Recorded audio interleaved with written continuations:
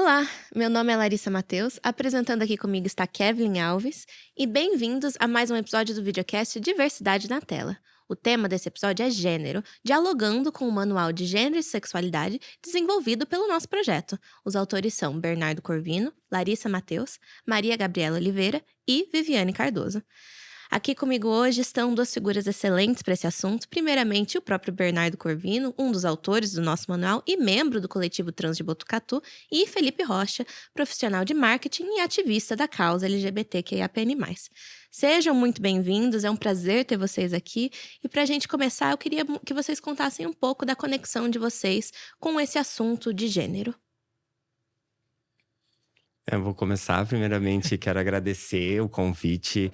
É muito importante fazer parte desse momento. Eu acho que, enquanto pessoa, enquanto homossexual, enquanto homem, a gente precisa realmente falar sobre esses assuntos e dar a devida importância para que a gente consiga aí compartilhar conhecimento e informação. Eu acho que isso é essencial. Eu atuei muito tempo como um membro de comitê de diversidade de uma organização de Bauru, onde a gente teve bastante sensibilidade em atuar com ações efetivas, exatamente para atrair um ambiente de diversidade e bastante inclusão e ajudar a comunidade de alguma forma.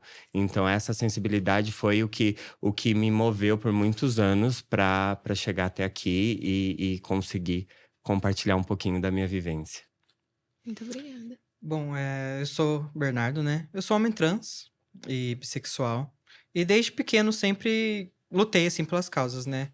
Então, sempre muito ligado. E aí, hoje em dia, né, faço parte do projeto, escrevi o Manual de Gênero e Diversidade, Gênero e Sexualidade, e também coordenei o manual, né? Aí também já participei de palestras falando sobre o assunto mais de uma vez. E pretendo continuar, assim, falando sobre isso no resto da minha carreira. Com certeza, por favor, né? B, vou te chamar de B, a gente tem uma proximidade por ser um integrante do nosso projeto. Você, como um homem trans, você falou da luta que você vem desbravando desde pequeno. Queria entender um pouco do papel da sua família nesse processo de aceitação, de transição, como foi o apoio que você teve e se eles estiveram ao seu lado todo momento.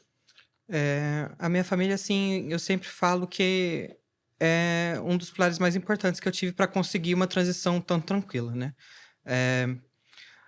Por sinal, eu falo que foi mais difícil eles aceitarem que eu gostava de mulher na época do que quando eu me assumi trans, né? Mas quando eu me assumi trans, as coisas já estavam mais calmas. E minha mãe desde sempre me ajudou e me apoiou em tudo que eu fiz. Então, ela foi a primeira pessoa que eu contei, assim, da minha família imediata, né? E dali a gente contou pro meu pai em uma reunião do centro de referência lá de Campinas, que foi uma roda de conversa e ele ficou até meio nervoso, que ele viu que começou a chegar um pessoal assim, sabe? Que ele começou a perceber que alguma coisa estava acontecendo. Então, contei pra ele, foi tranquilo. Ele falou que ele ficou muito preocupado com como a sociedade ia receber, né? Se iam me aceitar, se eu ia sofrer com isso ou não. Mas, assim, dentro de casa foi tranquilo. Meus avós também me ajudaram. Inclusive, ajudaram a pagar minha mastectomia. Então, eu falo que sem esse apoio, talvez eu não conseguiria estar onde eu tô hoje, sabe? É muito importante. E quando eu comparo com as pessoas que eu convivi, que convivo, eu vejo como eu sou muito sortudo. Muito. Certeza. Felipe, você já está ali numa área um pouco mais corporativa, né? Nas ações, você falou que fez parte de comitês de diversidade, de igualdade, de equidade. Quais foram essas ações? Inicialmente a gente teve estudar como a organização se comportava com relação a essa temática. E aí a gente viu algumas falhas de atuação que a gente precisava corrigir antes de fato começar a trabalhar efetivamente dentro de algumas temáticas. Então a gente passou por letramento, trouxe profissionais para fazer um letramento com a nossa liderança, com o nosso time de liderança, para que eles tivessem conhecimento e controle para atuar com essas ações que a gente começou a fazer. E aí, em janeiro, a gente teve o mês da visibilidade trans, onde a gente fez um trabalho muito forte na comunidade. Inclusive, isso nos deu uma moção de aplauso na Câmara pela atuação da empresa nesse sentido. Então, a gente teve que pensar em como chegar a esse público. Primeiro, a imagem da organização era uma imagem séria, familiar, não era uma imagem totalmente assim, é ali que eu vou conseguir entrar, né? E também requisitos para a vaga. Então, a gente fez uma vaga afirmativa, a gente desceu os requisitos, porque a gente sabe que essas pessoas, às vezes, não conseguem terminar um estudo, não conseguem chegar num nível de escolaridade onde os requisitos são prioridades. Então, a gente reduziu, abriu essa vaga aberta, sem a necessidade de envio de currículo. Então, foi uma vaga afirmativa e a pessoa podia chegar lá para fazer a entrevista. E ali a gente teve um case muito bom, porque a gente conseguiu 50 pessoas para fazer a entrevista. Dessas 50, devido, né, a perfis e tudo mais, a gente conseguiu contratar em torno de 20, 28 pessoas, que eu me recorde. Então, e isso foi sensacional, porque aí a gente começou a introduzir a diversidade dentro da empresa. Que isso é uma coisa muito complicada hoje em dia, né? Porque a gente sabe que, às vezes, a figura acaba, né?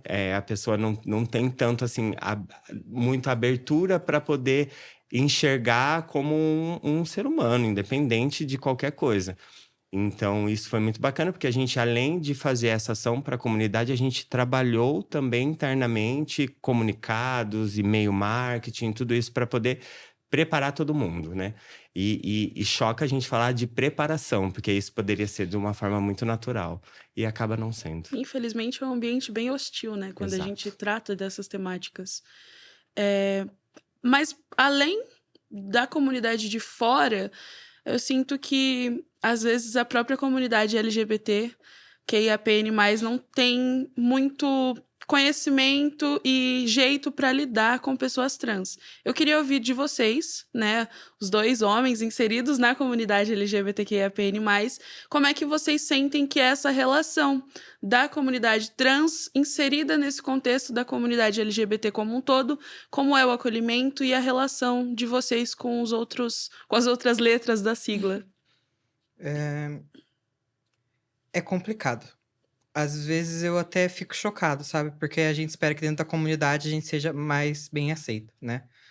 E tem uma parte da comunidade que, inclusive, quer tirar o T da sigla, né? Que falam que não é a mesma coisa, porque sexualidade e gênero, né? Diferente. E aí eu sinto muito preconceito vindo dos homens gays e das mulheres lésbicas, mas como homem trans, mais dos homens gays, assim. É um falocentrismo muito grande. Eu percebi, às vezes, já entrei no Grindr, né? Essas coisas. E lá, o que eu mais ouvi era, tipo, o que você tá fazendo aqui? Sabe? Não é seu lugar. Você não é homem de verdade. Falta o principal. E coisas do tipo. E aí também tem muitas mulheres lésbicas que são feministas radicais, né? Que também são contra a ideologia, né? Da transexualidade. Que também acabam tendo essa fala, assim, sabe? E, às vezes, eu sinto que a comunidade é o GGG, né? Que a gente fala, que é só... Que, às vezes, parece que são só as pessoas gays, né? Uhum. E eu acho que a gente precisa aumentar o letramento sobre esse assunto, inclusive para a comunidade.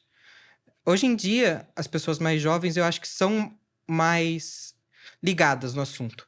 Mas quando você fala com uma pessoa talvez mais velha, que se assumiu, por exemplo, na época do GLS, ou antes disso, é mais difícil para eles entenderem o assunto, sabe? Uhum. A minha experiência também não são as melhores, né? Porque eu acho que falta muito conhecimento. E, acima de tudo, respeito.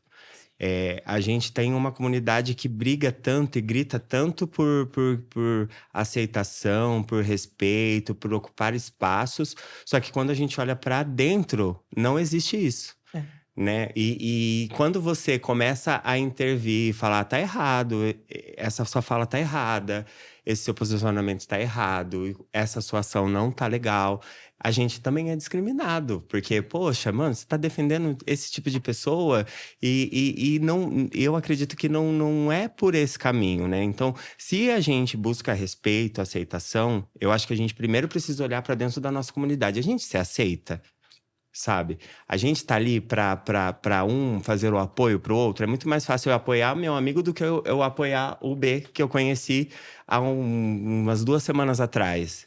Em tese, é o pensamento. Só que a gente precisa olhar como pessoa. Se eu tô aqui brigando por um espaço pra mim, então eu vou brigar pelo espaço pelo outro também. É consequência.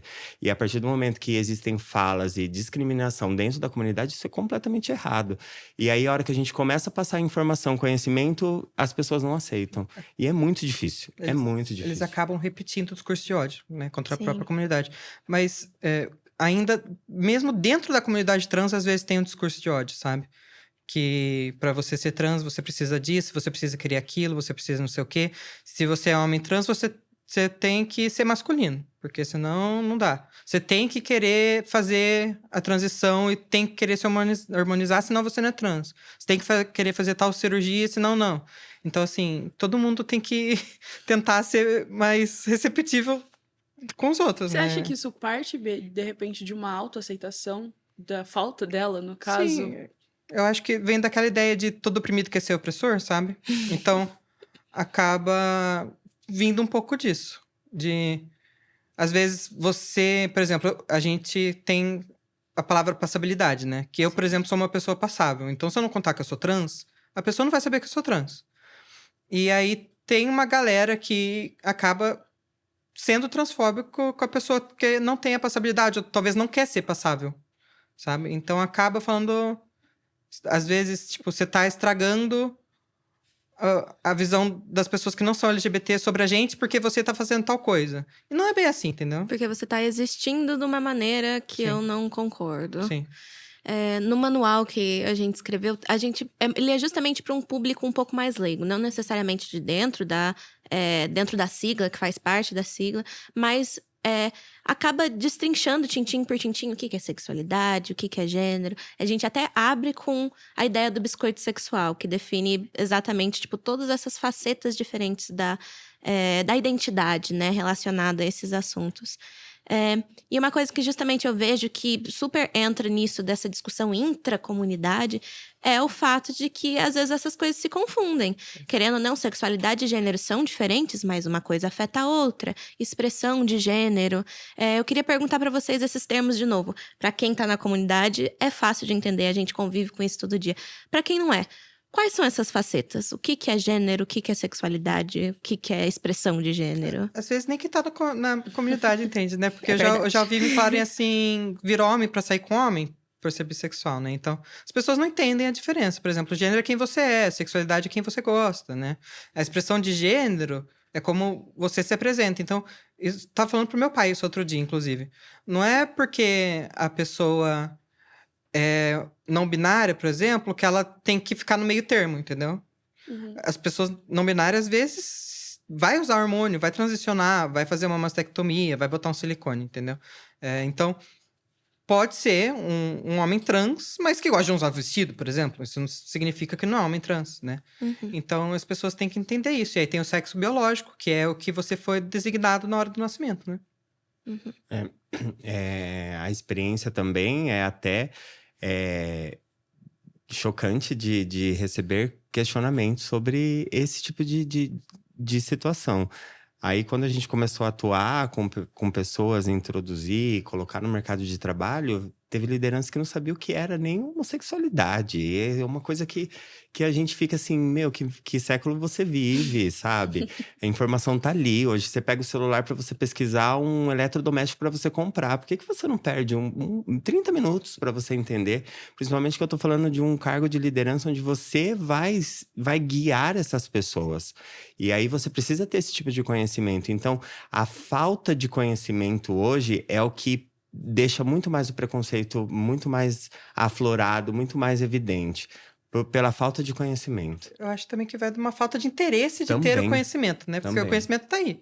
Né? Exato. Então, assim, é isso que falou. Pega o celular e procura no Google, né? Uhum. Não tem dificuldade de achar a informação Não é mais. muito aquilo da, ai, vocês não me ensinam. É, Vai aprender. E aí é muito engraçado porque, além disso, existe compartilhamentos, né, das estratégias de um comitê de diversidade para poder colocar isso mais evidente dentro da organização.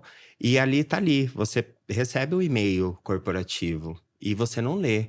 E aí eu vi, esses dias eu tava prestando atenção, passando mesmo no feed do Instagram, e tem uma moça que fala: nós não temos um erro de comunicação, nós temos um conflito de interesse. Porque se eu disparo um e-mail sobre a festa de confraternização de final de ano, você vai saber o horário, o local, que roupa você tem que vestir. Mas agora, se eu coloco uma informação sobre a sua atuação dentro da organização, você não dá a mesma importância que você dá. Então, não é erro de comunicação, não é falha de comunicação, é conflito de interesse. Então, eu acho que é muito o que o B falou. Falta interesse das pessoas em entender algumas coisas. Isso é verdade. E dentro quando a gente fala de mercado de trabalho, né? Querendo ou não, quando a gente, de novo, o mercado de trabalho ele acaba sendo hostil para a diversidade de gênero. Então, não é só para, contra as pessoas trans ou pessoas não binárias, pessoas transbinárias ou não binárias. É também como, por exemplo, a questão da mulher, tudo que é diverso quando a gente considera gênero como esse, sabe, a figura de o homem, e o homem é o natural e o resto é o que vem em volta depois. O mercado de trabalho reflete muito isso em todas as coisas, né? Então, nessa menção de diversidade de gênero, como é que a gente consegue explicar, tanto no ambiente corporativo quanto para uma sociedade maior, o que significa isso? Diversidade de gênero? Compartilhamento de informação, inicialmente. E estudar até que nível nós estamos de conhecimento. Porque eu posso começar lá de baixo, como eu também posso já só reforçar o que você já tem conhecimento, né?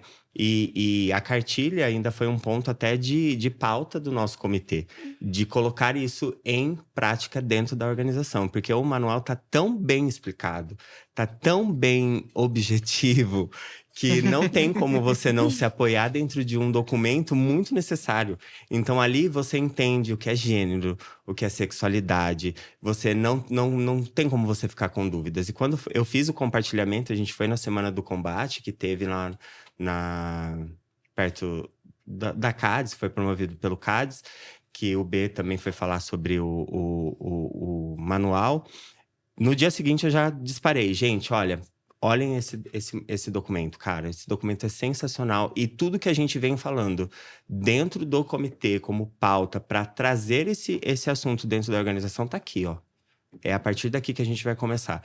Então, a gente tem um calendário que vai trabalhando algumas temáticas. Inclusive, agora para o final de ano seria a temática de gênero para falar sobre isso. A gente ia começar a trabalhar, trazer profissionais para fazer letramento sobre esse assunto, até para que a gente consiga introduzir esse conhecimento para eles. E foi o objetivo do nosso manual mesmo, né? Escrever para quem não sabe do assunto mesmo. Eu queria até inverter um pouco a mesa aqui e falar para Larissa, né? Porque a parte da diversidade de gênero foi você que escreveu. Então, acho que você devia falar um pouquinho dessa parte. Eu escrevi só um pouquinho, assim. Eu acabei entrando um pouco depois na elaboração do manual, né? E eu senti que faltava um pouco de uma definição mais abrangente da defesa ao que é gênero, né? Então, a gente tinha todas aquelas definições e eu falei, e se a gente colocasse o que significa, sabe, o movimento queer? E o que significa o movimento feminista? Porque, querendo ou não, o movimento feminista foi o primeiro a discutir, o que é gênero? Por que as pessoas são categorizadas entre essas duas coisas e um gênero é considerado fraco e o outro é forte? E como que essas discussões de diferenças de gênero levaram a, por exemplo, outros movimentos alternativos, como queer, como LGBT, de falar, dentro desses gêneros considerados mais fracos e mais fortes, existem outras identidades que também são consideradas abaixo. Por que elas são consideradas abaixo? O que esses movimentos fazem para tentar levantar essas vozes? Então, eu enxergo muito essa diversidade de gênero com essa ideia de conseguir enxergar para além de macho ou fêmea, homem ou mulher. É você olhar, mulher é uma categoria que vai além de sexo biológico, entra nas questões sociais, entra nas questões de expressão de gênero, e dentro disso aqui tem outras questões identitárias como sexualidade. Então, se a gente vai para, por exemplo, uma mulher trans, tem outras questões de identidade ali. Quem está defendendo essa identidade? Como que a gente apoia essa identidade? Então, é você conseguir olhar para além do binário, ou às vezes do único, né? Porque, de novo, o monolítico do gênero normalmente é o homem cis. E é aquilo, e tudo se baseia em volta disso. Então, por causa disso que eu gosto desse termo diversidade de gênero. Porque se a gente fala só, a questão das pessoas trans acaba minimizando uma coisa que é maior do que só a transição de gênero. É muito maior e engloba muitas outras partes do jeito que a gente vive em sociedade, né? E justamente isso eu mencionei um pouquinho, mas é uma coisa que me toca muito, é como essas intersecções acontecem, né? No manual a gente tem a definição do termo interseccionalidade, que é da Kimberly Crenshaw, e eu acho que ela é muito importante, não só para quando a gente fala de gênero, mas quando a gente fala de etnia, quando a gente fala de religião, de todos os assuntos que a gente fala nesse videocast. Porque é dentro dessas intersecções da identidade que a gente encontra o indivíduo. E esse monte de indivíduo totalmente diferente é que faz a sociedade que a gente vive. Que bom que você trouxe essa visão para o manual, porque eu acho que vai ao encontro da proposta do nosso projeto, né? Que é buscar a diversidade em todos os assuntos que a gente estiver abordando, seja aqui no videocast, seja em outra ação. Então, acho que isso vai muito ao encontro da nossa proposta. Puxando um pouquinho da sua fala sobre o manual, sobre ter passado ele disparado, quando a gente fala de luta, esse termo luta, ele nos remete muito a tentar enfiar, né, entre muitas aspas, na cabeça das pessoas o que é identidade de gênero, o que é sexualidade, e mostrar isso, de certa forma, à força. Talvez esse termo reforce essa ideia na cabeça das pessoas. E eu queria entender como você, como uma pessoa que levou dessa outra abordagem para as pessoas do seu convívio, qual a importância de também sentar e explicar de uma forma didática, que é o que a gente fez no manual, que é o que o Bernardo e a Larissa trouxeram como principal abordagem do nosso manual de gênero e sexualidade. Sim, a gente passou por um momento agora de censo dentro da organização, até para nortear as próximas estratégias dentro do comitê, e aí a gente entende que tudo que é forçado, a gente não vai fazer. Então, é a mesma coisa. Então, colocar um brócolis, você não come, mas você vai comer. Você não vai comer. Se você comer, você vai comer um e depois nunca mais vai querer chegar perto daquilo. Então, quanto mais força você coloca ou obrigatoriedade para que a pessoa veja, faça, ela não vai fazer. Então, isso precisa ser muito natural e leve para não ter esse tipo de conflito dentro da organização. Até puxando um gancho, a gente ouviu de colaboradores, assim, que a gente anda uniformizado, até para ser um ponto de apoio para alguém que está chegando, acolhimento ou dúvida. Então, a gente anda uniformizado para ter esse destaque. A gente ouviu pessoas assim, olha lá, as diversidade andando, sabe? Dentro de uma organização, onde você está ali para exercer seu trabalho, não julgar o outro, nem muito menos as ações da empresa. Então, eu acho que a partir do censo, é aquilo que eu falei, a gente consegue entender que grau estamos, né? Aonde a gente precisa atuar, qual que é a frente que a gente precisa atuar. E o gênero realmente é algo que ainda tem muita dúvida, tanto dentro de uma organização, dentro da comunidade, ou a comunidade nossa, ou dentro da sociedade. As pessoas não conseguem entender isso. E assim, é muito preocupante, porque falta um pouco de interesse mesmo.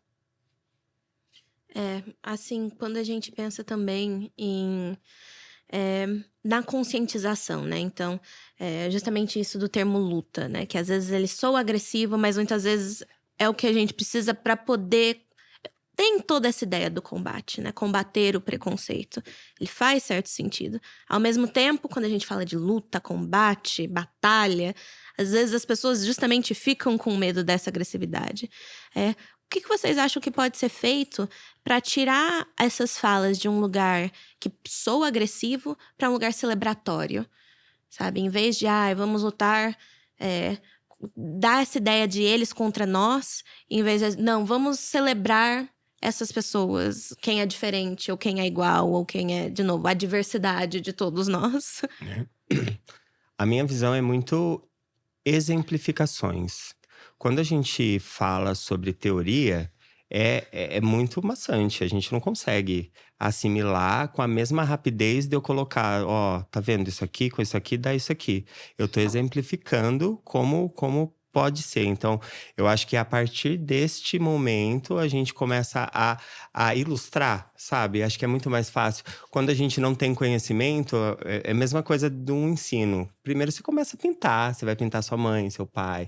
E aí você vai começando a entender basicamente essa situação. Então, acho que a parte da ilustração, colocar isso de uma forma, principalmente em ações efetivas. É muito mais fácil eu falar sobre a quantidade de trans que morre no Brasil do que eu falar sobre a primeira trans a virar líder dentro de uma organização. O que que você vai puxar, geralmente? A dramatização, a tristeza. Você não vai colocar, evidenciar a conquista. Então, eu acho que a partir desse momento é o que a gente sempre bateu na tecla. Conquista. O que que você conquistou? Compartilhar conquista com a pessoa. Dentro dessa comunidade, olha quantas pessoas cresceram. Olha quem é a referência dentro de uma política, dentro de uma religião, isso. A gente tirar essa visibilidade de coisa triste, dramatização, precária e trazer conquista, celebração, para justamente a gente tirar essa visão que todo mundo tem com relação a isso. Eu, assim, concordo. Só que eu acho que a gente também não pode negar que a luta teve o impacto que teve, entendeu? Uhum. No começo, por exemplo, em Stonewall, era um momento que as pessoas não tinham nenhuma uma palavra, por exemplo, que era uma mulher trans, ou que era uma travesti. O que estava acontecendo? Era gênero? Era disforia? Então, assim, eu acho que pra gente chegar onde a gente tá hoje, a luta foi importante. Com certeza. Mas a gente tá num momento que a gente tem ferramentas que podem ser usadas para que não seja necessária a violência, né? Por exemplo, o manual, ou a série, por exemplo, você vai começar incluindo, você vai colocar representações dentro da mídia, por exemplo, entendeu? Para as pessoas verem que a gente existe, né? E acho sim importante falar das conquistas, mas eu também acho importante falar, por exemplo, que sim, a média de idade de uma mulher trans preta no Brasil é 35 anos, entendeu? Mas também é importante realçar que hoje em dia, por exemplo, tem a Erika Hilton, entendeu? Tem a Duda Salibert, entendeu? É possível, entendeu? Apesar de ter esse lado ruim, é possível. E eu acho que cada vez vai ser mais possível. A gente está ocupando cada vez mais lugares dentro da sociedade. Então, eu acho que isso é muito importante. Que tem esse lado bom. E tem esperança. É mostrar os dois lados, Sim. né? É tudo comedido, né? Querendo ou não, é importante também ter essa preservação da história. Aliás, por causa disso que eu achei interessante trazer a história dos movimentos para o manual. Para mostrar que, sim, a gente celebra, essa diversidade existe, ela está entre nós, mas ela veio a partir de muita luta, muito suor, sabe? Das pessoas querendo estar aqui. Mostrando que, apesar de tudo, se todo mundo tiver contra, não. Nós estamos aqui para sobreviver. E isso também que eu falei, tipo, dos tempos estarem mudando, eu acho que é evidente na mídia mesmo. Por exemplo, antigamente o filme vai falar de pessoas LGBTs, vai falar do HIV, vai falar da morte da AIDS, entendeu? Vai ser sempre isso. Você vai ver série, tem uma mulher trans, mas o que aconteceu? Morreu. Assassinada. Ou vai se assumir, vai sofrer, porque se assumiu. E hoje em dia a gente já tem outras histórias. Tem, por exemplo, Heartstopper, que é uma história entre dois adolescentes. Em 2009 teve Glee, que teve o primeiro beijo adolescente gay da TV em 2010, entendeu? Então, eu acho que a gente tá no momento que a gente tá introduzindo e as pessoas estão aceitando, o que é muito legal. E o fato, acho que para todo mundo, para as pessoas mais velhas e para as pessoas mais novas que vão se ver na TV e vão falar, tá tudo bem. Sabe? Então, acho muito importante. É bem a luta, né? Por conta da luta. Essas coisas vêm mudando a passos um pouco mais lentos, mas ainda assim, o cenário onde eu cresci, hoje não é o cenário que o meu sobrinho vai crescer. Hoje, o que eu passei pelo fato de eu ser um pouco mais afeminado, diferente dos outros meninos da escola, hoje já não existe. Existe, mas ainda é bem pouco do que eu enfrentei. Então, acho que a luta faz sentido, só que a gente sempre espera numa celebração ou alguma data importante a gente falar das tragédias. E acho que não é esse Sim. caminho. Não é esse caminho. Também é esse caminho, mas eu acho que evidenciar realmente o que foi construído dentro desses anos todos, né? Sim. Também tem toda a questão de novo, você mencionou da representatividade, de como isso faz bem. Eu imagino também a necessidade de um acervo, querendo ou não. E mesmo com essa transição de obras que representavam, às vezes, estereótipos ou com narrativas baseadas ali só na tragédia, ver essa de novo, as narrativas mudando para o que a gente tem agora, uma coisa que é mais realista e muitas vezes é mais positiva, também é importante. Como que a gente consegue construir essa noção de memória e de história dentro do movimento LGBTQIA+, e principalmente considerando o gênero? O que a gente pode fazer? Eu acho que estudos, pesquisas, mesmo essa parte da mídia, tem um documentário da Netflix que se chama Disclosure, que tem a Laverne Fox, é uma das produtoras, que resgata essa história das pessoas trans na TV. É americanizado, né? Aquela coisa dos Estados Unidos. Eles pegam só, basicamente, assim, TV e filmes americanos. Mas a gente pode buscar isso também. E hoje em dia, por exemplo, que eu sempre falo, quando eu comecei a me assumir trans e contei pra minha família, tava passando aquela novela que tinha um homem trans. Eu não lembro o nome da novela, mas que era o Ivan. Isso, lembro. E aí, quando eu falei pra minha avó, na verdade foi minha mãe que falou pra minha avó, né? Ela falou, igual o menino da novela. Igual o menino da novela. Então, assim, isso ajudou ela a entender como funcionava já. E eu acho que é uma coisa tão legal, importante, sabe? Porque antes, talvez, sem ter visto isso, ela não ia saber, né? Então, eu acho que fazer. E fazer um acervo mesmo, assim. Juntar, ter um lugar que a gente possa ter tudo isso, sabe? Muito importante. É gerar uma identificação, né? Sim. E eu acho que isso vai além da questão do gênero, da sexualidade. Então, eu acho que entra quando a gente fala em todo tipo de diversidade. Sim. Tem até um tempo atrás viralizou um vídeo de uma menininha olhando a Pequena Sereia, uma mulher preta fazendo uma princesa da Disney, e ela ficou enlouquecida de feliz e falando, mãe, ela é igual a mim. Então, eu acho que essa identificação a gente precisa gerar nas pessoas para que cada vez mais elas se vejam inseridas nesses espaços. O B comentou da série da Netflix, então a gente até brincou esses dias que todo mundo descobriu que o gay também ama. Olha aí, a gente não sofre a todo momento, então gerar essa identificação mesmo dentro do cenário do audiovisual. Infelizmente, o nosso tempo tá acabando. Ah, Pois é, passou eu tão pensei que era rápido. Eu queria fazer uma última pergunta antes da gente passar para o encerramento. Então, a gente já acabou de pegar aí nesse tema do audiovisual, que é uma das principais coisas do nosso projeto. Queria perguntar para vocês, a gente começou a falar de memória, de representatividade, de quais maneiras e como... todas essas questões, quais maneiras, como, por quê, quando, onde, mas a importância do audiovisual como uma ferramenta de conscientização. Como vocês enxergam isso? Isso para mim é habitual, né? Porque eu preciso colocar representatividade em tudo que a gente faz, enquanto comunicador, enquanto marketing, enquanto DJ, que eu também sou. Então, acho que olhar e entender que a gente precisa de pessoas dentro desses espaços, né? Então, quando eu falo da primeira trans dentro de uma organização a virar líder de uma empresa de 28 anos no mercado, 29 anos no mercado, eu tô falando de uma representatividade onde não existia. E aí eu tô com uma pessoa que, inclusive, essa trans passou por um processo de transição dentro da organização. Então, houve todo o acolhimento, houve todo o trabalho. E isso foi evidenciado da forma mais leve possível. Porque hoje, na época que ela passou por essa transição, houve muito questionamento de banheiro. Nossa, o que tá me olhando? Enfim, ainda se passa por isso. Só que aí, quando a gente coloca pessoas... a primeira negra assumindo um cargo de diretoria dentro de uma organização, eu já estou colocando uma representatividade ali. E quando eu coloco uma trans dentro de um cargo de liderança, eu estou dando perspectiva para aquela pessoa que às vezes acha que nem vai ter.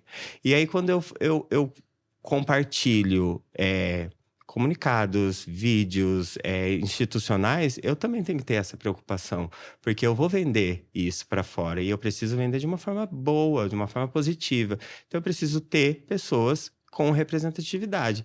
O exemplo que você deu do filme, eu chorei vendo as pessoas vendo o trailer e falando igual a mim. E aí, na nossa época, não existia isso. E hoje a gente tem a obrigação de colocar pessoas dentro desses espaços para ter a representatividade. Então, é fundamental que isso aconteça. Eu vou falar de Glee de novo. É minha série preferida, maior eu falo disso o fã. tempo inteiro. Mas assim, em 2009 não tinha essa representatividade, né? E eu, por sinal, eu me entendi como uma pessoa LGBT assistindo Glee. Falando, olha, entendeu? É isso aqui, eu gosto de mulher. E isso também acho que ajudou muitas pessoas a se entenderem.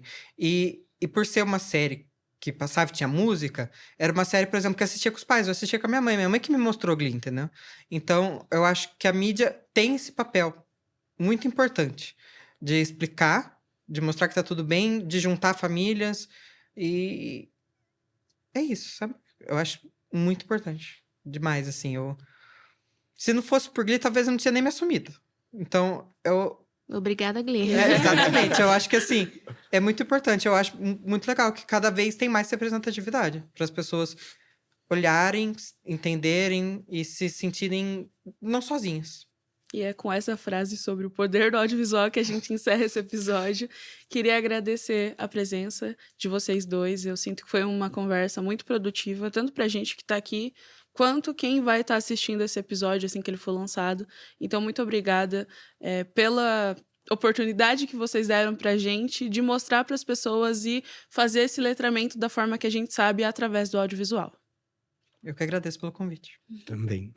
Bom, e para quem está assistindo, não se esqueça de conferir o nosso Manual de Gênero e Sexualidade no nosso site www.diversidadenatela.com.br e também de nos seguir no Instagram @diversidade_de-todos, para não perder nada sobre o projeto e sobre essa temporada do videocast. Além disso, para apoiar as outras obras sobre diversidade que estão sendo discutidas nessa temporada, acesse a Cinemateca Digital Bauruense, que está disponível no site www.cinematecabauru.com.br. Nos vemos no próximo episódio. Obrigada!